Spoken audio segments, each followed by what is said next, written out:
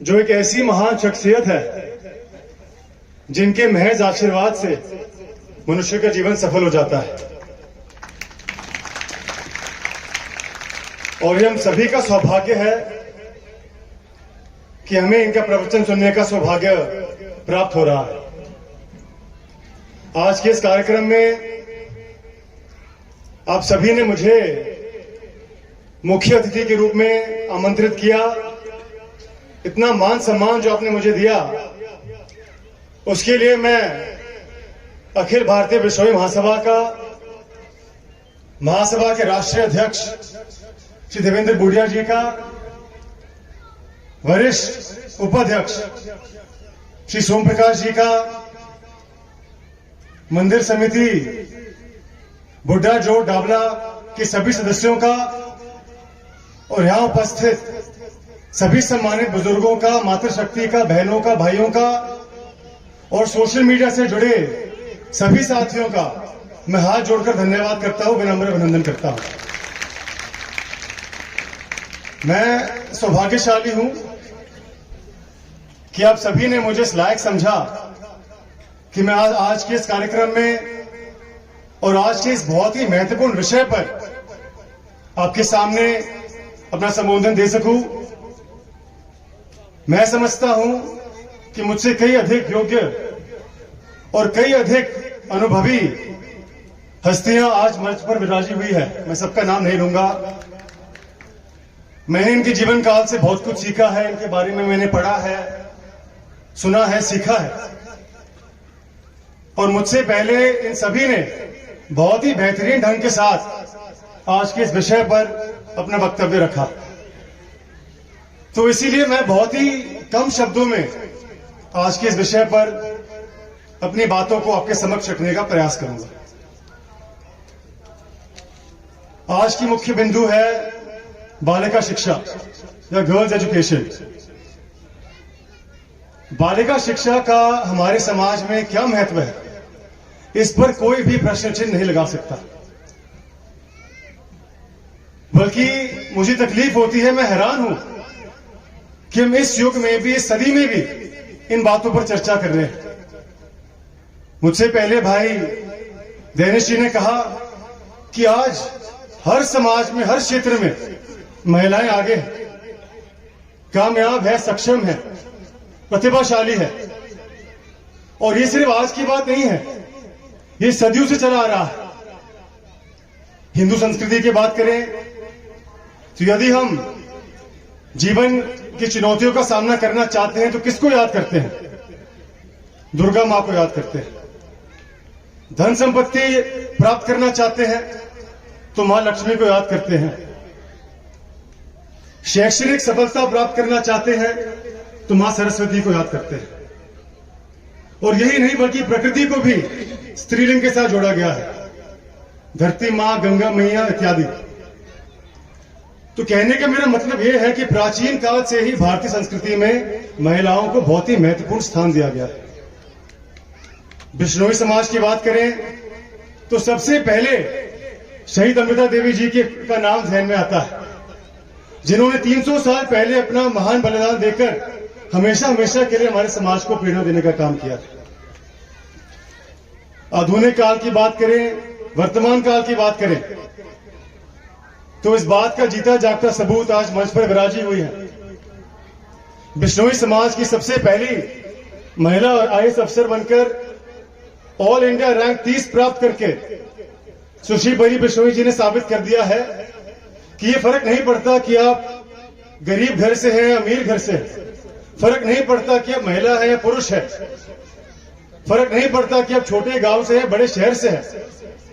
यदि आप लक्ष्य के प्रति लगन के साथ, मेहनत के साथ, निष्ठा के साथ काम करते हैं तो दुनिया की कोई भी ताकत आपको उस लक्ष्य तक पहुंचाने से नहीं रोक सकती। और आज इस मंच के माध्यम से मैं परी जी को भी बधाई देता हूं। इनके साथ साथ आईपीएस ऑफिसर श्रीमती ममता बिश्नोई जी, आप सभी उनके बारे में जानते हैं। श्रीमती अनु बिश्नोई जी भी मंच पर विराजी हुई है। आप सभी 11 वर्षीय सिक्स पैक ऐप यात्री पूजा बिश्नोई को भी जानते होंगे। तो कई अनेकों ऐसी महिलाएं हैं, मैं बहुत मिसालें आपको दे सकता हूं, जानते भी हैं हमारे समाज के अंदर जो अपने परिवार का, हमारे समाज का नाम रोशन करने का काम कर रही है। समाज के बाहर भी देखें तो भारत के अंदर स्वर्गीय इंदिरा गांधी जी को और इंग्लैंड के अंदर मार्गरेट थैचर को आयरन लेडी के नाम से जाना जाता है, क्योंकि इन दोनों ने विपरीत परिस्थितियों के बावजूद राजनीतिक सफलता प्राप्त की और अपने अपने देश को प्रगति की राह पर चलाने का काम किया। खेल जगत की बात करें तो सानिया मिर्जा से लेकर सेरेना विलियम्स तक, विज्ञान के क्षेत्र की बात करें तो कल्पना चावला से लेकर मैरी क्यूरी तक, मनोरंजन के क्षेत्र की बात करें तो दीपिका पादुकोण से लेकर बियोंसे तक, व्यापार के क्षेत्र की बात करें तो इंदिरा नूई से लेकर कोको शनेल तक, हर क्षेत्र में महिलाएं अपनी प्रतिभा के अनुसार, अपनी मेहनत की बदौलत परचम लहराने का काम कर रही है। तो मैं समझता हूं, कहने का मेरा मतलब यह है कि बड़ी दुख की बात है कि इस सदी में भी हम जेंडर इक्वालिटी की बात कर रहे हैं, लैंगिक समानता की बात कर रहे हैं, और जिन लोगों का मैंने नाम लिया अगर आप इनकी जीवनी पढ़ेंगे तो तकरीबन ये सभी गरीब घराने से आए हुए हैं। लेकिन धरातल पर सच्चाई की बात तो यही है कि दुर्भाग्य से जो अवसर, जो मौके लड़कियों को मिलने चाहिए, लड़कों के समक्ष, लड़कों के समान, वो नहीं मिल रहे हैं। कुछ उदाहरण मैं आपको देना चाहूंगा कि राजनीति के अंदर 4 में से केवल 1 प्रतिनिधि आज महिला है। प्राइवेट सेक्टर के अंदर उसी काम के लिए महिलाओं को पुरुषों के मुकाबले में कम वेतन मिलता है। आज भी कई समाजों में बाल विवाह या चाइल्ड मैरिज की प्रथा आज भी चली आ रही है। अधिकांश महिलाओं को प्रॉपर्टी ओनरशिप या रिप्रोडक्टिव हेल्थ का एक्सेस नहीं है, आज भी इन चीजों से वो वंचित है। यहां तक कि जो हम गाड़ी चलाते, गाड़ी दुर्घटना भी जब घटती है तो लड़कियों को, महिलाओं को ज्यादा गंभीर रूप से घायल होने की संभावना ज्यादा है, क्योंकि जो गाड़ी की सेफ्टी फीचर है, जो सीट बेल्ट का जो डिजाइन किया गया है, वो पुरुषों के लिए डिजाइन किया गया है। तो आज भी पूरे विश्व भर में महिलाओं को विभिन्न प्रकार की विपरीत परिस्थितियों का सामना करना पड़ रहा है। ये गलत है, इस पर हमें काम करना है, इस पर विचार विमर्श करना है। ज्यादा मैं नहीं कहूंगा, आप सभी ने बहुत ही धैर्य के साथ सभी वक्ताओं के बारे की बातों को सुना। शैक्षणिक कार्यक्रम है, सामाजिक कार्यक्रम है, तो मैं एक यूनाइटेड नेशंस का जिक्र जरूर करना चाहूंगा। आपने यूनाइटेड नेशंस के बारे में मेरी बहनों ने सुना होगा कि इन सभी चुनौतियों को ध्यान में रखते हुए यूनाइटेड नेशंस ने सस्टेनेबल डेवलपमेंट गोल्स का गठन किया था।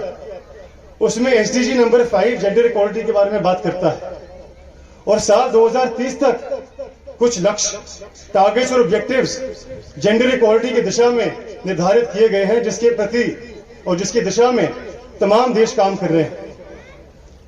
तो यूनाइटेड नेशंस के जो वैज्ञानिक हैं, जो वहां के जो एकेडमिक रिसर्च है, वो हमें बताता है कि अगर हम महिलाओं को सशक्त करते हैं तो उसका लाभ महिलाओं को तो मिलेगा ही, लेकिन उसके साथ साथ उसका लाभ समाज में भी आपको देखने को मिलेगा। उसके कुछ बिंदुओं पर चर्चा मैं करना चाहूंगा। जो एकेडमिक रिसर्च यूनाइटेड नेशंस का है, वो हमें बताता है कि यदि हम महिलाओं को आर्थिक रूप से सशक्त करते हैं तो जो देश का जीडीपी है, जो आर्थिक उत्पादन है, वो कई गुना ज्यादा बढ़ जाता है। महिलाओं को यदि हम सशक्त करते हैं तो जो हेल्थ इंडिकेटर्स है देश के, समाज के, जो स्वास्थ्य का स्तर है, वो भी बढ़ता है। वो हमें बताते हैं कि पुरुषों के मुकाबले में महिलाएं जो फाइनेंशियल जिम्मेदारियां हैं, जो वित्तीय जिम्मेदारियां हैं, उनको निभाने में ज्यादा सक्षम है, ज्यादा दयालु है, ज्यादा एथिकल है। लेकिन सही मायनों में ये लाभ हम इनको हासिल कर पाएंगे जब हमारी लड़कियां शिक्षित होंगी। अंग्रेजी में कहावत है, educate a boy and you educate an individual, educate a girl you educate a family. कहने का मतलब यह है कि लड़कियों को यदि आप शिक्षित करते हैं तो आप निश्चित तौर पर उनका भविष्य संवार रहे हैं, लेकिन उनके साथ साथ उसके आने वाले परिवार का भी भविष्य संवारने का काम कर रहे हैं। मुझे पंक्ति याद आती है, अमेरिका के बहुत ही मशहूर लेखक है वॉशिंगटन इरविंग। मैं ट्रांसलेट करके आपको बताता हूं। वो कहते हैं कि दुनिया का सबसे सर्वश्रेष्ठ अकादमी मां के चरणों में।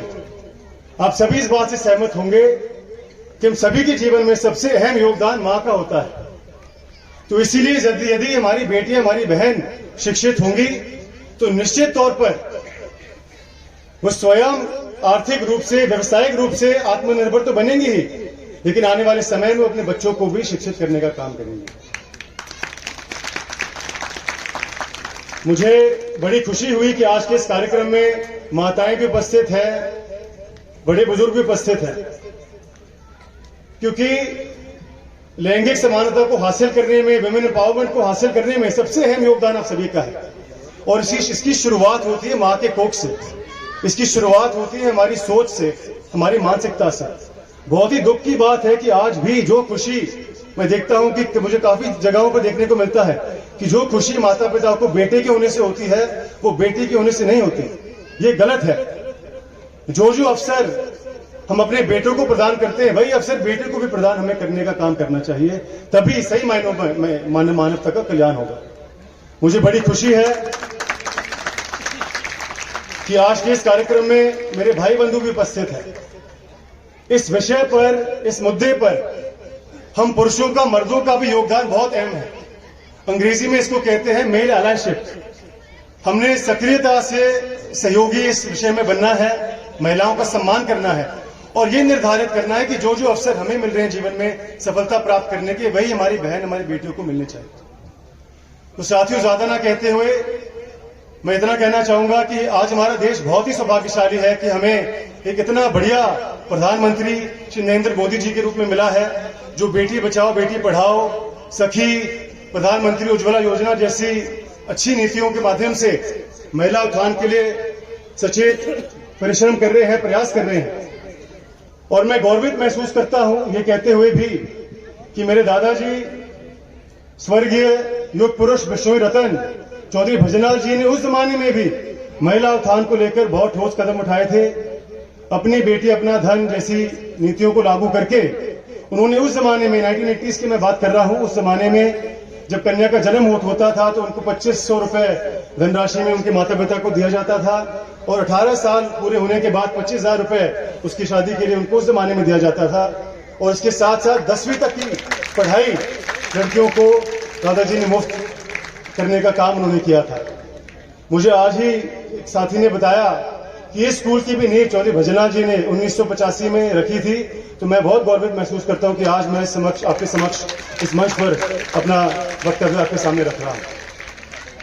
दादाजी के बाद अखिल भारतीय बिश्नोई महासभा के संरक्षक बिश्नोई रतन श्री कुलदीप बिश्नोई जी भी अथक परिश्रम कर रहे हैं कि वे महिला उत्थान के प्रति काम करें, समाज को एकजुटता के साथ, मजबूती के साथ वो आगे बढ़ा सके। उनको भी मैं इस मंच के माध्यम से बधाई देता हूं। साल 2018 में आप सभी के आशीर्वाद से हमने भजन ग्लोबल इम्पैक्ट फाउंडेशन संस्था का गठन किया था, जिसके माध्यम से हम पर्यावरण को लेकर, महिला उत्थान को लेकर कई बिंदुओं पर काम कर रहे हैं।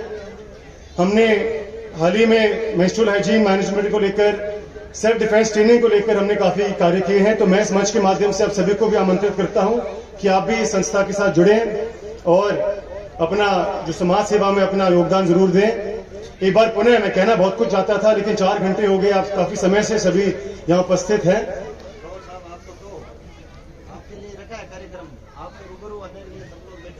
वो तो है ही, आपका मान सम्मान है। मंदिर समिति का मैं एक बार पुनः आभार प्रकट करता हूं। मुझे पता चला कि ये युवा सम्मेलन दूसरी बार आयोजित किया जा रहा है और इसके साथ साथ आप सामाजिक रूप से, शैक्षणिक रूप से, धार्मिक रूप से और पर्यावरण के माध्यम से आप बहुत अच्छे और नेक कार्य कर रहे हैं। उसके लिए मैं आपको बधाई देता हूं और आपको विश्वास दिलाता हूं कि सामाजिक मजबूती को लेकर, सामाजिक जागरूकता को लेकर, बालिका शिक्षा को लेकर जो आप कार्य करेंगे, अगर आपको जहां और जब मेरे सहयोग, मेरी जरूरत आपको पड़ेगी, मैं अग्रिम पंक्ति में एक सहयोगी के रूप में आपको खड़ा मिलूंगा, ये मैं आपको विश्वास दिलाता हूं।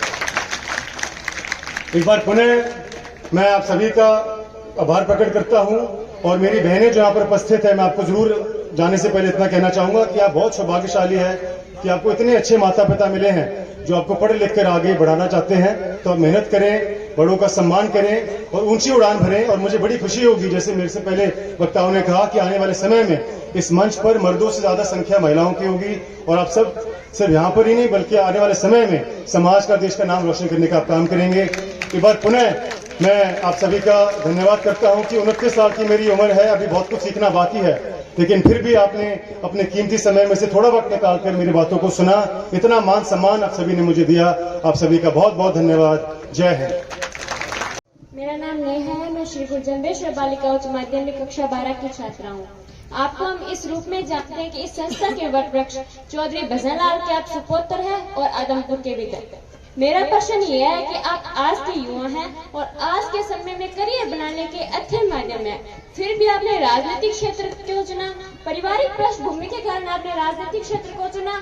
मेरे मस्तिष्क में ये विचार है कि कहीं ना कहीं आपने राजनीतिक क्षेत्र में अपना शानदार करियर ढूंढ लिया है। बहुत बहुत धन्यवाद। मेरा नाम है आपका? धन्यवाद है, बहुत अच्छा सवाल है आपका। देखिए, मेरा ये मानना है कि समाज सेवा करने के बहुत जरिए होते हैं, जिसमें से एक राजनीति भी है। आप अपने आसपास देखेंगे कई लोग अलग अलग क्षेत्रों में लोगों की सेवा कर रहे हैं, कुछ एनजीओ के माध्यम से कर रहे हैं, कुछ बड़े बड़े व्यापार खड़ा करके CSR जिसको कहते हैं उसके माध्यम से कर रहे हैं। मैं आपको अपने बारे में जरूर बताना चाहूंगा कि जब मैं आपकी उम्र का था, शायद आपसे छोटा था, तो मैं क्रिकेट खेलना चाहता था। मैं दिल्ली स्टेट के लिए क्रिकेट खेल भी रहा था 14-15 साल की उम्र में, और जब 15 साल की उम्र मैंने पूरा किया तो मुझे बहुत गंभीर रूप से एक बैक की इंजरी मुझे हुई। तो कुछ समय मुझे मिला, 6-8 महीने का, जब मुझे बेड रेस्ट पर मैं था, तो मुझे समय मिला। मैंने अपने दादाजी से विचार विमर्श किए, मैं अपने पिताजी से उनसे मैंने बात की, और सिर्फ बात ही नहीं बल्कि मैंने अधिक समय उनके साथ बिताया, और मैंने देखा कि किस प्रकार से बड़े पैमाने पर वो लोगों की और जरूरतमंदों की सेवा कर पा रहे थे। तो ये आपकी बात सही है कि क्योंकि मेरा परिवार राजनीति से जुड़ा हुआ है, तो निस्संदेह पहले चुनाव में शुरुआत में मुझे जरूर उसकी सहायता मिलती है, लेकिन अब एक चुनाव मेरा हो गया और आप सभी के आशीर्वाद से, परमात्मा के आशीर्वाद से, आदमपुर के प्यार से मुझे सफलता भी प्राप्त हुई। लेकिन आने वाले समय में जो सफलताएं मुझे हासिल होगी, जो काम मैं करूंगा, वो तभी मुझे सफलता मिलेगी जब मैं पूरी मेहनत के साथ, पूरी निष्ठा और ईमानदारी के साथ अपनी जिम्मेदारी को निभाऊंगा। Thank you sir. मैं श्री गुरु जम्बेश्वर बालिका उच्च माध्यमिक विद्यालय की कक्षा 12 की छात्रा हूँ। सर, आपके परिवार का हमारी इन संस्थाओं से पिछले 80 के दशक से नाता रहा है, और आपके दादाजी चौधरी भजनलाल जी मांझू ने इस हमारे विद्यालय की नींव भी रखी थी। तो मैं अब ये जानना चाहती हूँ कि आपका इन संस्थाओं के लिए क्या न्यू विजन है? आपका नाम क्या बताया आपने? महक। बहुत बहुत धन्यवाद महक। इतने अच्छे सवाल हमारी यहाँ बहनें पूछ रही हैं। जैसे मैंने कहा, देखिए, मैं बहुत गौरवित महसूस करता हूं कि मैं एक ऐसे परिवार से संबंध रखता हूं और एक ऐसे समाज से संबंध रखता हूं जो शिक्षा को लेकर, महिला उत्थान को लेकर गंभीर रूप से काम कर रहा है। और जैसे मैंने कहा कि मेरे दादाजी ने कई साल पहले स्कूल की नींव रखी, और हमारे परिवार की सोच ऐसी रही है कि मेरे माता पिता ने ऐसे संस्कार मुझे भी दिए, मेरे भाई मेरे बहन को भी दिए, कि शिक्षा से ज्यादा महत्वपूर्ण जिंदगी में कुछ नहीं है। और समाज के आशीर्वाद से मुझे हिंदुस्तान में रहते हुए भी और विदेश में भी बहुत अच्छी शिक्षा हासिल होने का सुअवसर प्राप्त हुआ। और राजनीति, जैसे मैंने कहा, मेरे लिए जन सेवा करने का एक जरिया है, और जैसे जैसे परमात्मा के माध्यम से, जनता के माध्यम से मुझे मजबूती मिलेगी, मैं शिक्षा को लेकर बहुत गंभीर रूप से काम करना चाहूंगा, सकारात्मक सोच भी रखता हूं। और जो जरूरतें इस इलाके की, रावला की है, या तो मैं पहली बार कदम रख रहा हूं, तो जो जरूरतें हमारे यहाँ इलाके की है, मैं आपको विश्वास दिलाता हूं कि मैं उनको सुनूंगा, समझूंगा, और जैसे जैसे मैं आपकी सेवा कर सकूंगा, मैं बढ़ चढ़कर उस पर काम भी करूंगा। Thank you sir.